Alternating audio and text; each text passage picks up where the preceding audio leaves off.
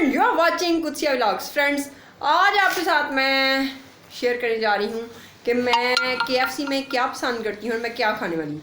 तो यहाँ पे मैं आपको दिखाती हूँ, ये है मेरा ड्रिंक और मेरी डाइट की जो है, अब मैं क्या बोलूँ, इधर बड़ा अजीब सा वर्ड मेरे जहन में आ रहा है, और ये है साथ में। तो मैं इसको खाना स्टार्ट करती हूँ और आप जो है देख देख के मुंह में पानी लाएं और इसको ऑर्डर कर लें, फूड पांडा से कर लें या फिर आप जाके भी खा सकते हैं। तो आप मुझे बताइएगा कि ये ट्विस्टर है और साथ में फ्राइज़ लिया मैंने और साथ में पेप्सी ली है। तो आपको कौन सा फ्लेवर पसंद है? जिंगर पसंद है, ट्विस्टर पसंद है, या इवन आपको नगेट्स वगैरह पसंद है, या आपको उनके पीसीस पसंद है? आप मुझे ज़रूर बताइएगा कमेंट सेक्शन में, ठीक है।